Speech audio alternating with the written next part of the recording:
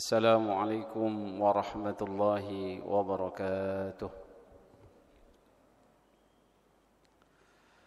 إن الحمد لله نحمده ونستعينه ونستغفره ونعوذ بالله من شرور أنفسنا ومن سيئات أعمالنا.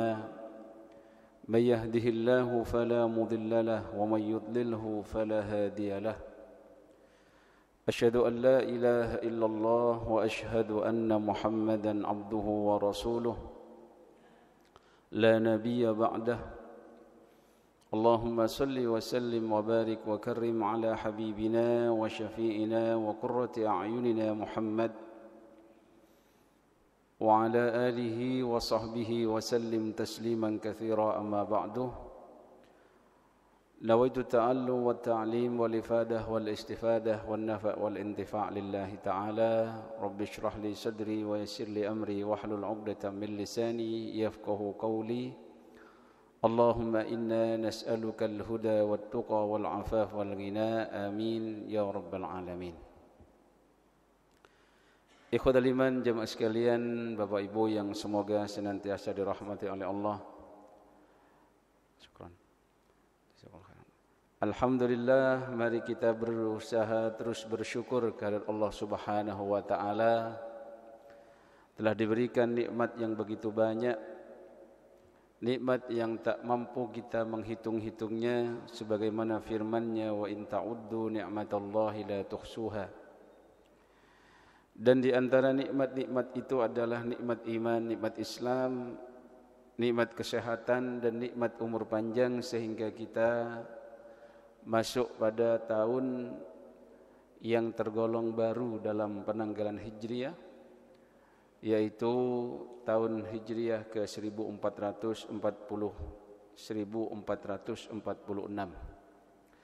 Semoga pada tahun baru ini juga bisa meningkatkan semangat baru kita, semangat untuk bisa menjadi lebih baik, tidak hanya berkaitan dengan hijrah secara fisik, tetapi juga bagaimana memaknai hijrah secara batiniyah dan ketakwaan kepada Allah Subhanahu wa taala.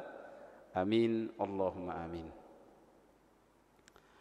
Maka pada kesempatan kali ini, karena kita masih di awal tahun ya, ada yang mengatakan kemarin, ada yang mengatakan Ahad, kita berusaha belajar bersama, merefleksi diri kita, sehingga harapannya semakin baik, semakin bertakwa, semakin lanjut usia, semakin dekat dengan Allah Subhanahu wa taala. Allah Subhanahu wa taala berfirman, "Inna iddatasy syuhuri 'indallahi 12 syahran fi kitabillah." Bahwasannya sesungguhnya bilangan bulan yang Allah ciptakan di sisinya adalah sebanyak 12 bulan. Yauma khalaqas samawati wal ard, dan hal tersebut sudah Allah tetapkan sejak kali Allah menciptakan langit dan bumi. Minha arba'atun hurum. Dari 12 bulan itu ada 4 bulan yang diharamkan, yang dimuliakan. Dzalikad dinul qayyim, dan itu merupakan ketetapan agama yang lurus. Maka panduannya, fala tadlimu fihinna anfusakum. Jangan sekali-kali kalian mendolimi, menganiaya diri kalian pada bulan-bulan tersebut. Ikhwatal iman, jemaah sekalian, bulan inilah di antara bulan yang 4 yang ditentukan dalam surat At-Taubah, yaitu bulan haram yang Allah muliakan. Ada bulan Rajab, ada bulan Dzulqa'dah, dan bulan Dzulhijjah, dan juga bulan Muharram. Kalau orang Jawa biasanya Syuro nggih. Maka ikhwatal iman, jemaah sekalian, Allah Subhanahu wa taala memuliakan bulan ini. Maka sebagai bentuk kemuliaan dan bagaimana kita seorang hamba memuliakan kepada Allah, yaitu dengan cara memuliakan apa yang sudah Allah muliakan, baik itu dalam tempat seperti mana masjid atau masa sebagaimana bulan-bulan haram. Wa qatilul musyrikina kafah kama yuqatilunakum kafah. Dan perangilah orang-orang musyrik ini semuanya sebagaimana mereka pun memerangi kalian. Ini sangat cocok ayatnya ketika kita lihat saudara-saudara kita di Palestina. Wa'lamu annallaha ma'al muttaqin, dan ketahuilah sesungguhnya Allah bersama orang-orang yang bertakwa. Kita bahas sedikit terkait bulan haram karena menjadi awal hitungannya bulan Hijriyah di sini, di tahun Hijriyah. Dan Hijriyah ini dihitung setelah Nabi hijrah dari Makkah menuju Yathrib, yang sekarang dikenal dengan Madinah Al-Munawwarah. Sebenarnya ada sudah hijrahnya Nabi Ibrahim ketika beliau berdakwah di kaumnya. Kemudian dakwahnya tertolak, kemudian juga bahkan beliau akan dibakar hidup-hidup. Namun Allah Subhanahu wa taala memberikan pertolongan yang sangat luar biasa. Hal tersebut bisa kita dapatkan dalam Al-Qur'an, baik itu dalam surat Al-Mumtahanah atau juga dalam surat As-Saffat, yang mana akhirnya Nabi Ibrahim pun hijrah, sehingga dikatakan, diabadikan dalam firman Allah Subhanahu wa taala dalam surah As-Saffat, inni dzahibun ila rabbi sayahdin. Sesungguhnya aku akan pergi menuju Tuhanku, maka Allah dia akan senantiasa memberiku hidayah. Jadi berpindah dari Babilonia menuju tempat lain, menuju kepada Baitul Maqdis, menuju kepada Mesir awalnya. Dan akhirnya beliau menetap di Baitul Maqdis bersama istri beliau yaitu Sarah. Ikhwatul iman jemaah sekalian, begitu juga para sahabat. Dulu pernah ada hijrah dari Makkah menuju Habasyah, di mana hijrah mereka ini dikarenakan adanya tekanan. Mereka ingin mempertahankan iman, ingin melaksanakan ibadah dengan baik, sehingga apa? Sehingga tempat ini bisa mensupport mereka dalam hal beribadah.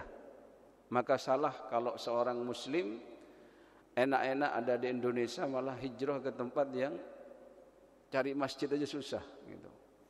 Di sini cari masjid mudah. Berapa kilo ada masjid, berapa kilo ada masjid. Maka nikmat hidup di Indonesia ini Bapak Ibu harus kita syukuri. Jadi dulu para sahabat ketika di Mekah ini teraniaya, tertindas hanya karena beriman kepada Allah.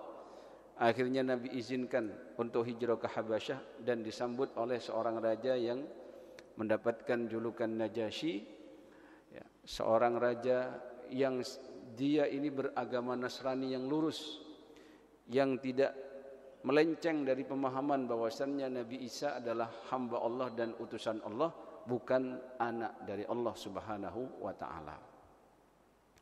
Akhirnya ada juga hijrahnya Nabi. Setelah umat Islam hijrah dari Makkah ke Habasyah itu, pernah Nabi juga hijrah dari Makkah ke Taif. Tapi ada juga penolakan hingga di situ ada lemparan-lemparan batu, caci maki dan lain sebagainya. Dan Nabi pun mendoakan kebaikan kepada orang-orang Taif.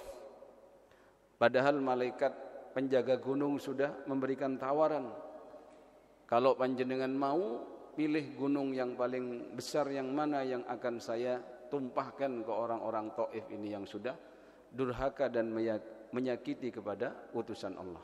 Tapi Nabi dengan penuh kelembutan dan kerahmatan dalam hatinya mendoakan, semoga kalaupun bapak-bapaknya sekarang tidak beriman, kelak akan ada cucunya dari zuriyah mereka yang beriman kepada Allah dan Rasulnya. Alhamdulillah, ternyata doa Nabi terkabulkan. Dan puncaknya, Nabi pun hijrah dari Makkah menuju Yathrib, yang mana sudah Nabi persiapkan dengan mengirimkan duta-dutanya, termasuk sahabat Mus'ab bin Umair yang mengajarkan Al-Quran sebelum Nabi sampai ke Madinah. Ikhwatal iman jemaah sekalian, kaitannya dengan Muharram adalah bulan pertama di tahun Hijriyah. Dan kaitannya juga dengan ayat ini, Muharram ini bulan yang kategorinya dimuliakan, yaitu Syahrul Hurum. Sama dengan Dzulhijjah, sama dengan Dzulqa'dah, sama dengan Rajab. Beramal soleh di sana luar biasa. Beramal kebaikan, pahalanya akan pastinya besar di sisi Allah Subhanahu wa taala, baik sifatnya yang mahdhah atau yang ghairu mahdhah. Namun jangan sampai pada bulan-bulan ini justru kita menjadi orang yang zalim. Maka dari itu di situ diberikan peringatan oleh Allah, fala tadlimu fihinna anfusakum. Jangan sampai kalian melaksanakan hal-hal yang sifatnya adalah dosa-dosa besar, zalim pada Allah, zalim pada dirinya sendiri, zalim kepada sekitarnya atau orang-orang yang bersamanya. Kalau zalim kepada Allah ini, Pak, yang paling tingkat tinggi adalah innasyirka la zulmun azim, yaitu menyekutukan kepada Allah. Itulah kedzaliman yang tingkat tinggi. Menyekutukan kepada Allah ini bukan dalam artian menyembah kepada Allah kemudian menyembah kepada berhala atau Tuhan yang lain. Bukan masalah itu saja. Tetapi yang lebih samar lagi adalah ketika kita yakin kepada sesuatu yang bisa mendatangkan rezeki, yang bisa mendatangkan madarat, di mana itu adalah wewenang dari Allah Subhanahu wa taala. Nah, makanya kalau ada ritual-ritual yang menyebabkan panjenengan masuk kepada ranah itu, silakan dihentikan atau dihindari. Misalkan musimnya satu syuro itu kadang orang, bahasanya orang Jawa niku ngumbah keris, ngumbah pusaka. Kalaupun ada mungkin orang tuanya yang memiliki kebiasaan seperti itu, ya silahkan komunikasikan. Jangan sampai langsung suudzon lalu dicaci maki, kemudian disyirik-syirikan lalu dianggap ahli neraka. Ya. Ditanya, Bapak, kenapa kok harus dicuci dalam waktu satu syuro? Kalau cuman jawabannya ini biar tidak kotor saja, Bapak sempate itu biasa setahun pisan leh. Itu masih aman lah, karena orientasinya hanya biar tidak kotor.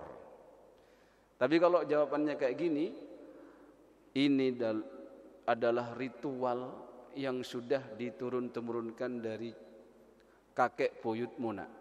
Nanti kalau bapak mati, ya kamu harus juga memandikannya dengan 7 rupa warna bunga dan juga kemenyan plus ini pokoknya banyak lah Pak. Kalau tidak seperti ini nak, nanti keluarga kita kena musibah nak.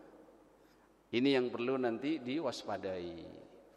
Nanti bisa didiskusikan, kemudian diajak yang lebih baik. Bagaimana Pak kalau dicucinya pakai deterjen saja misalkan.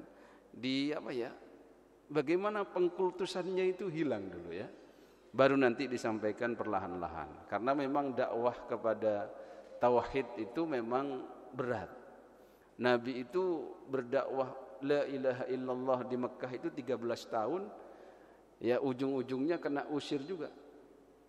Keluar sampai dari Mekah karena nyawa taruhannya. Dan itu perintah Allah untuk hijrah ke Madinah. Ikhwatal iman jemaah sekalian, kedzaliman banyak ya. Kedzaliman yang tingkat tinggi tadi menyekutukan Allah dengan meyakini adanya kekuatan. Ketika kita meyakini bahwasannya kalau saya menggunakan pesugihan ini akan kaya, itu sebenarnya sudah menyekutukan Allah. Kenapa? Karena la ilaha illallah itu tidak ada Tuhan selain Allah, itu maknanya la raziqa illallah. Tidak ada yang memberi rizki kecuali Allah. Kemudian misalkan kalau melihara hewan ini, ikan ini bisa rezeki lancar. Kadang orang ini hanya ditelan mentah-mentah. Apa biasanya Pak? Ikan apa? Ikan arwana apa? Atau ikan burung perkutut. Padahal kalau mau difahami secara logika berpikir sehat, pelihara 100 ikan insya Allah kaya. Karena bisa jual beli ikan tadi. Ya. Atau perkututnya 100.000 begitu. Ya. Kalau cuma satu, kemudian hanya itu saja, kemudian sampai yakin kalau ini mati nanti rezekinya mampet seret, nah ini harus diwaspadai. Khawatir nanti kita terlalu meyakini berlebihan hingga la ilaha illallah la raziqa illallahnya ini nanti bergeser, gitu nggih. Bapak Ibu ikhwatal iman jamaah sekalian, yang jelas kedzaliman itu banyak. Kalau kita tidak waspada, kita bisa jatuh dalam kedzaliman itu. Dan yang paling besar tadi, dzaliman kita kepada Allah dan juga kedzaliman kita kepada hamba-hamba Allah, yang mana hamba-hamba Allah ini adalah orang-orang yang lemah. Ya, makanya kalau ada zalim terhadap anak yatim, ya, diancam langsung. Innal ladzina ya'kuluna amwalal yatama dzulman innama ya'kuluna fi butunihim nara wa sayaslawna sa'ira. Orang yang makan harta anak yatim dengan zalim, maka hakikatnya makan api neraka dan akan dimasukkan ke dalam neraka sa'ir. Karena anak-anak yatim ini tidak bisa membalas kedzaliman kita. Dia masih kecil dan dia masih lemah, gitu ya. Ikhwatul iman jemaah sekalian, minimal itu kita tidak terjatuh pada dosa-dosa besar yang berkelanjutan. Karena dosa besar yang Allah larang itu kalau kita langgar terus, itu sebenarnya sama saja kita mendolimi diri kita sendiri. Ketika berketerusan dalam dosa besar itu akhirnya Allah murka. Lalu amal soleh kita tidak ada, kemudian dosa kita yang bertambah banyak, akhirnya di mizannya Allah tidak ada kebaikan. Akhirnya dosa-dosanya lebih berat dibandingkan kebaikannya. Maka dilemparlah dia ke dalam neraka.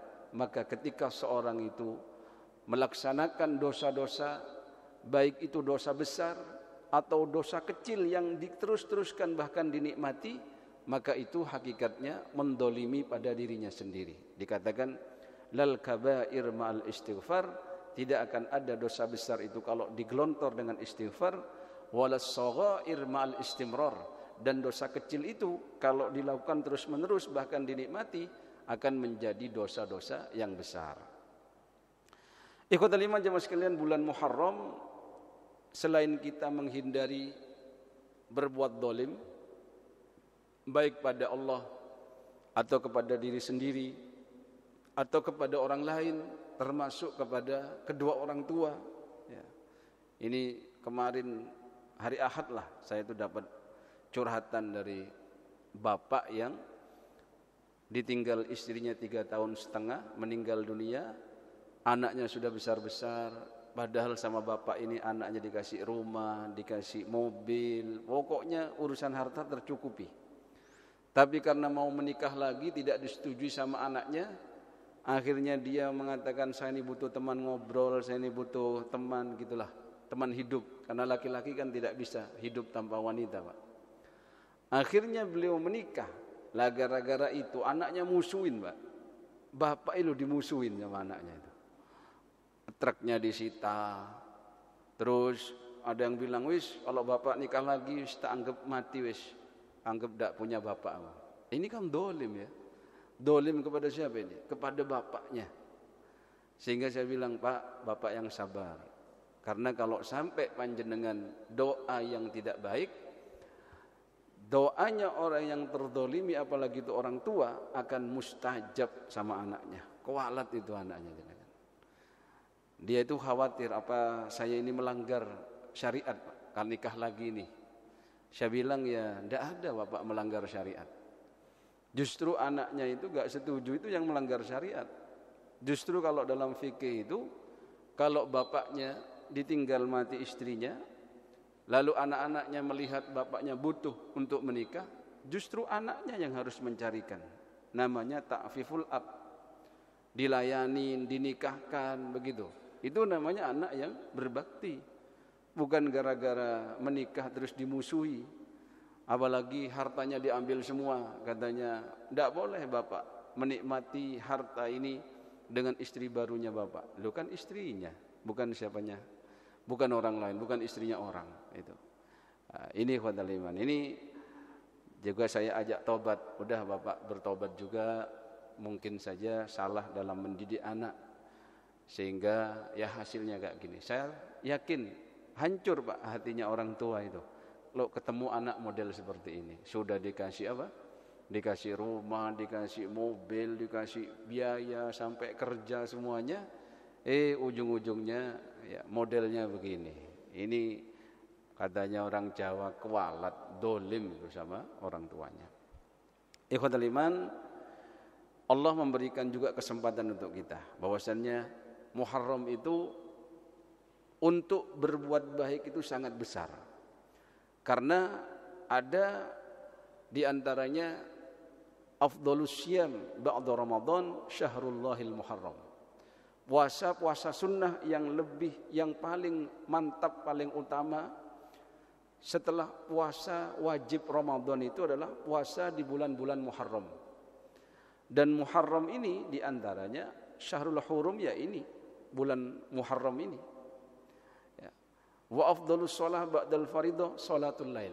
Sebagaimana sholat yang paling utama setelah sholat fardu yaitu sholat tahajud, sholat di waktu malam, qiyamul lail. Ya. Dan ikhwatal iman jemaah sekalian, nanti juga kita akan bertemu dengan puasa Asyura, ya, yaitu puasa di bulan Muharram di hari ke-10. Ya, silakan nanti berpuasa, semoga kita diberikan kemudahan untuk memperbaiki diri kita, karena akan diampuni dosa-dosanya selama setahun. Gitu, okay? Ini terkait sekilas terkait Muharram.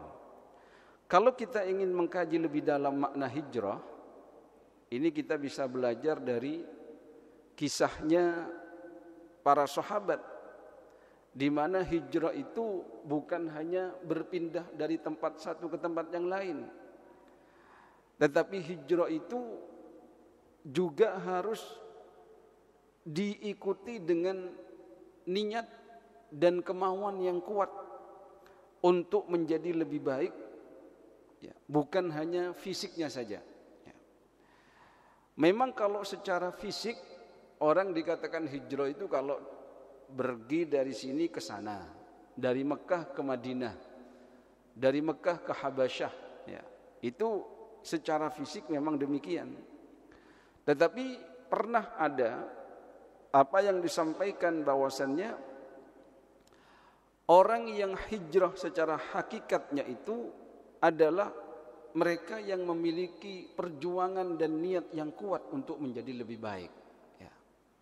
Salah satunya adalah ketika disampaikan dari Aisyah radhiyallahu anha qalat, qala an-nabiy sallallahu alaihi wasallam, bahwasannya bersabda Nabi sallallahu alaihi wasallam, la hijrata ba'dal fath. Tidak ada istilah hijrah setelah Fathu Makkah. Walakin jihadun wa niyah, tetapi hijrah sesungguhnya pada saat setelah Fathu Makkah ini adalah bagaimana perjuangan kita dan niat-niat baik kita untuk menjadi lebih baik. Ya. Wa idza istanfartum fanfiru, muttafaqun alaih. Ya. Sehingga dalam urusan niat ini Pak, itu sampai mempengaruhi pahala yang Allah berikan kepada hamba-hambanya yang melakukan hijrah secara fisik. Kalau kita pernah misalkan mendengar hadis innamal a'malu binniyat, itu kan hadis yang dihafalkan penggalan depannya saja. Tapi kalau diteruskan wa innama likulli imri'in ma nawa, nanti akan ketemu setiap apa yang dilakukan oleh seseorang itu bergantung pada niatnya. Faman kanat hijratuhu ilallahi wa rasulih, barang siapa orang yang berhijrah dari Mekah ke Madinah ke Yathrib, dengan niat mencari ridhonya Allah dan Rasulnya, fahijratuhu ilallahi wa rasulih, maka Allah berikan pahalanya sesuai dengan niatnya. Wa man kanat hijratuhu lidunya yusibuha, kalau orang itu hijrah hanya ingin mencari dunia agar dia ini bisa mendapatkan kekayaan, awimro'atin, ya, atau dia ini ingin menikahi seorang wanita yang kihuha, ketika dalam hijrah itu, maka kata Rasul, fahijratuhu ila ma hajara ilaih, maka dia akan dapat apa yang dia niatkan tersebut. Ya. Maka kalau ingin hijrah itu sekarang kan identiknya dengan apa? Jangan hanya dengan fisik dan penampilan saja, tetapi juga dengan pembuktian niat dan ikhlas karena Allah. Karena kalau cuman berubah fisiknya saja Pak, nanti tidak akan awet. Contohnya begini, ketemu seorang muslimah yang dulunya enggak pakai hijab syar'i, kemudian tahu-tahu bulan depan sudah pakai hijab yang syar'i luar biasa. Terus ditanya, "Jeng, panjenengan hijrah ya?" "Oh ya iya rek." Ternyata setelah 5 bulan kembali lagi gitu. "Loh, sampean kok sudah enggak pakai hijab syar'i lagi?" katanya. "Oh iya, soalnya kemarin saya jadi vendor saja." Jadi vendornya, jadi foto modelnya lah, atau jadi bintang iklannya, sehingga stok-stok baju syar'i banyak. Sekarang sudah enggak jadi, sudah kontraknya sudah habis. Ya. Akhirnya karena tidak lillah kembali lagi, gitu kan? Ini niatnya itu harus kuat. Atau jangan sampai terjebak pada rayuan, misalkan panjenengan diajak bergabung kepada aliran tertentu yang mana itu mengatasnamakan hijrah. Misalkan mengatakan begini, sampean ini masih ada di fase Mekah, yaitu masih ada di Indonesia. Terus gimana Pak? Ya sampean harus hijrah menuju Yathrib dan Madinah, yaitu fase orang-orang beriman. Nah, maksudnya, ya keluar dari Indonesia menuju ke Madinah. Madinahnya adalah negara Indonesia Islam, negara Islam Indonesia. Oh, gitu loh. Akhirnya ikut. Ya. Konsekuensinya kalau keluarga Anda tidak sama dengan Anda, berarti halal hartanya untuk diambil sebagai bentuk perjuangan membangun negara Islam Indonesia. Ini agak repot ya, karena ini pernah saya dulu ikut pelatihan dari istilahnya LSM ya, atau lembaga yang dia ini dulu jebolan dari NII ya. Itu cara rekrutmennya seperti itu ya. Intinya ikhwatal iman, kalau kita mengacu kepada hadis Nabi tadi, la hijrata ba'dal fath itu ya, la hijrata ba'dal fath itu, kita ini kalau dalam hijrah ini, satu, niatnya harus lillahi ta'ala. Yang kedua, hijrah zaman sekarang ini memang bagaimana kita ini dari mungkin dulunya pendosa menuju orang yang bertaubat dari dosa-dosanya. Maka ikhwatal iman, hakikat dari hijrah ini adalah bagaimana kita ini berpindah dari keburukan menuju kebaikan. Walaupun makna secara lugatannya adalah berpindah dari tempat satu ke yang lain, atau dari negeri yang dulunya mereka ini tidak bisa beribadah di sana kepada tempat negeri yang mereka bisa leluasa dalam beribadah kepada Allah. Nah, ini di awal Islam seperti itu kasusnya, berpindah dari negeri kekufuran, yaitu yang di situ menyembah tauhid, menuju negeri yang bisa menyembah kepada Allah Subhanahu wa taala. Namun di sini kita telah menyampaikan tadi bahwasannya hakikat dari hijrah yang sesungguhnya bukan hanya physically, tetapi juga bagaimana jiwanya juga berpindah dari yang buruk menuju yang baik. Setiap anak Adam pasti salah. Maka dalam hal kesalahan itu tidak usah banyak terlalu diratapi, tapi tidak mau berubah. Tetapi bagaimana kita ini menghijrahkan diri kita dari yang dulunya bersalah menuju bertobat kepada Allah Subhanahu wa taala. Saya pikir itu yang bisa saya sampaikan. Mungkin ada yang ingin menyampaikan atau menambahkan atau mau testimoni, monggo Bapak Ibu bisa berbagi di diskusi 15 menit atau 10 menit insyaallah.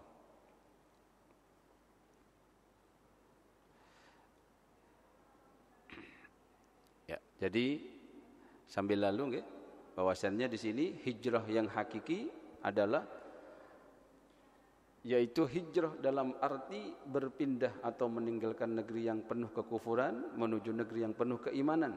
Itu yang hakiki. Kalau maknawinya, hakiki itu maksudnya secara jasad. Tapi kalau esensinya hijrah itu meninggalkan sesuatu yang buruk menuju yang baik, begitu. Ini nanti klasifikasinya. Kita mau dari mana mulainya? Dari akidah. Tadi misalkan meyakini kalau pakai cincin ini bisa kebal selamat dari kecelakaan walaupun ditabrak tronton tidak mati misalkan. Nah, atau kalau pakai cincin ini bisa mendatangkan rezeki yang banyak berlimpah. Atau kalau mau buka toko harus bakar menyan dulu biar laris gitu. Ini nanti kita harus hijrahkan bahwasannya buka toko itu hanya usaha untuk mendatangkan rizki. Pemberi rizki yang hakiki adalah Allah Subhanahu wa ta'ala. Makanya terkadang tokonya berjejer sama semuanya, harganya padang sama, tapi rizki yang didapatkannya beda. Sama-sama jualan sate, sama-sama jualan bakso, sama-sama jualan makanan, tapi kadang beda gitu. Lalu nanti fikrahnya, fikrah yang mungkin masih mengatakan Indonesia ini negara kufur, harus pindah ke negara yang muslim, negara Islam Indonesia misalkan. Nah, ini juga perlu diperbaiki. Atau secara perasaan atau bahkan secara akhlak. Yang biasanya kalau ke Sandung tuh meso, ya tahun ini saya kalau ke Sandung subhanallah, nah, begitu lumayan ya Pak ya. Atau kalau ketemu temannya itu biasanya oi oi saja. Mulai tahun ini insyaallah ketemu teman itu assalamualaikum gitu. Kalau perlu dilengkapi assalamualaikum warahmatullahi kesuwen mas langsung ya assalamualaikum gitu. Itu kan bisa Pak ya. Atau misalkan saya tahun kemarin lupa tidak pernah nafkahin anak dan istri, mulai tahun ini mumpung sudah dapat kerjaan yang baru, gaji yang baru, semangat baru, akhirnya hijrahnya pun baru ya. Tapi ya monggo kalau bisanya bertahap dalam berhijrah bisa Pak, karena orang bertobat itu bisa bertahap ya. Jangan sampai gini, datang ke jenengan terus bilang Pak saya mau hijrah dari riba, ya sudah keluar dari tempat kerjanya sekarang yang mengandung riba, padahal dia belum siap gitu. Nah, ini nanti kasihan keluarganya. Padahal Nabi itu sebelum hijrah dari Mekah ke Yathrib itu sudah mempersiapkan, ada Bai'ah Aqabah al-Ula, Bai'ah Aqabah al-Thaniyah, mengirim duta-duta Islam untuk mengenalkan Islam kepada orang Madinah gitu ya, dan seterusnya ya, insyaallah begitu. Monggo, ada? Enggak ada nggih. Alhamdulillah. Semoga kita diberikan oleh Allah kemudahan untuk bisa berubah menjadi yang lebih baik, khususnya di tahun 1446 Hijriah. Kullu amin wa antum khair. Mohon maaf atas segala kekurangan. Semoga kita diberikan kekuatan oleh Allah, kekuatan secara akidah, bisa ngecas iman kita, baik itu dengan sholat jamaah, kemudian banyak menghadiri majelis ilmu gitu nggih, dan juga mentauhidkan Allah Subhanahu wa taala. Begitu juga ikhwatal iman, dengan membuktikan bahwasannya dengan bertambahnya iman kita semakin terhindar dari kemaksiatan. Kemudian dari sisi fikriyahnya kita semakin open minded, tidak terlalu sempit, tidak mudah menyalahkan orang, tidak mudah mengatakan orang ini tersesat sebelum kita benar-benar tahu ilmunya, gitu nggih. Agar kita juga selamat. Ketika selamat mencaci orang lain, maka kita pada hakikatnya menyelamatkan diri kita sendiri. Semoga kita juga senantiasa bisa berhati-hati ya. Kalau memang kita ini belum bisa berhijrah secara maknawi, tidak apa-apa, dimulai dari sisi jasadnya dulu. Misalkan ada kan begini, kapan Mbak mau berhijab? Saya mau menghijabi hati dulu Pak, lalu saya mau menghijabi jasad. Oh, dibalik dulu aja, jasadnya dulu dihijabi, nanti hatinya akan ikut ya. Takutnya hatinya belum sempat dihijabi, sudah dihijabi sama Pak Mudin alias di kain kafani gitu loh. Belum sempat hijab sendiri, tapi dihijabin sama Pak Mutin tadi.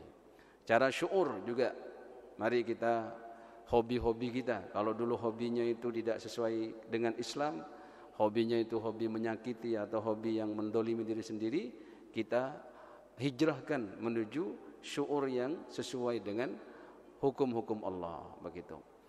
Kemudian secara akhlak, ya akhlak ini juga penting, bahwasannya bergaul dengan orang-orang yang soleh itu akan juga lambat laun akan membuat kita hijrah dari akhlak-akhlak yang buruk kemudian menuju kepada akhlak yang baik, ya.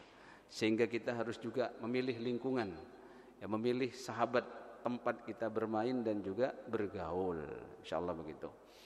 Ikhwatul iman jemaah sekalian, berhijrah jangan nunggu tua, ya. Jangan nunggu sakaratul maut, tapi perintahnya wasari'u ila maghfiratin mir rabbikum wa jannatin arduhas samawat wal ard uiddat lil muttaqin, yaitu berhijrah itu secepatnya, jangan menunggu tua. Mohon maaf atas segala kekurangan, semoga bermanfaat. Khususnya bagi yang menyampaikan, subhanakallahumma wa bihamdika asyhadu an la ilaha illa anta nastaghfiruka wa natubu ilaik. Tsumma assalamu alaikum warahmatullahi wabarakatuh.